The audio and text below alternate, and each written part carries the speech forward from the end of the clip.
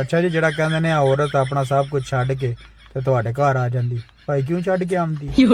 ਅਸੀਂ ਲਗੇ ਚੱਲਨੇ ਆ ਆਪਣੇ ਭਰਾ ਨੂੰ, ਆਪਣੇ ਅੱਬੇ ਨੂੰ ਆਖੇ ਕਮਰਾ ਖਾਲੀ ਕਰਾਓ, ਅਸੀਂ ਉੱਥੇ ਟਿਕੇ ਰਵਾਂਗੇ।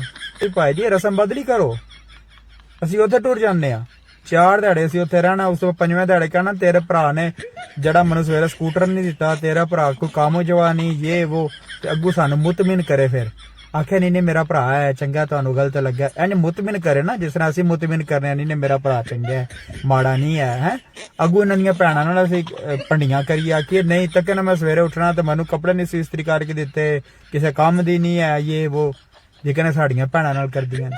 ਬੰਦਾ ਉੱਥੇ ਜਾ ਕਰੇ ਨਾ ਤੇ ਰਾਤ ਦਿਹਾੜ ਚ ਪਤਾ ਲੱਗ ਜਾਣਾ ਵੀ ਕਿਹੜਾ ਛੱਡ ਕੇ ਆਏ ਆ ਤੇ ਕਿਹੜੇ ਵਕਤੇ ਪਾਏ ਆ। ਤੇ ਜਿਹੜੇ ਵੇਲੇ ਸਾਲ ਗੁਜ਼ਰਨ ਨਾ 2 ਤੇ ਬੰਦਾ ਆਖਿਆ ਵੀ ਜਿਹੜਾ ਨਾ ਹੁਣ ਅੱਬੇ ਕੋਲ ਸਾਨੂੰ ਵਿੱਚ ਹਿੱਸਾ ਵੀ ਲੈ ਕੇ ਦੇ। ਤੇ ਅੱਬਾ ਇਹ ਜੀਵਦਾ ਹੋਵੇ ਪਿਆ ਤੇ ਅੱਬੇ ਕੋਲ ਬੰਦਾ ਹਿੱਸਾ ਵੀ ਮੰਗਦਾ ਰਹੇ। ਇਹਨੂੰ ਬੰਦਾ ਆਖਿਆ ਚੱਲ ਅੱਗੇ ਲੱਗ ਅੱਬੇ ਨੂੰ ਆ ਸਾਨੂੰ ਹਿੱਸਾ ਦੇ, ਮੇਰਾ ਜਣਾ ਕਹਿੰਦਾ ਸੀ ਵੱਖਰਿਆਂ ਮਕਾਨ ਬਣਾਉਣਾ। ਫੇਰ ਤੱਕੋ ਫੇਰ ਤੁਹਾਨੂੰ ਪਤਾ ਲੱਗੇ ਵੀ ਇਹ ਜਣਿਆਂ ਦੀ ਜ਼ਿੰਦਗੀ ਕਿੱਡੀ ਔਖੀ ਏ। ਤੇ ਬਾਅਦ ਸਾਰੀ ਚਾਸ ਮਾਸ ਅਸੀਂ ਪੂਰੀ ਲੈ ਕੇ ਤੇ ਐਂਡ ਤੇ ਤੁਹਾਨੂੰ ਆਖੀਏ मर्द का तो कोई घर नहीं होता, मर्द ऐसे है मर्द वैसे।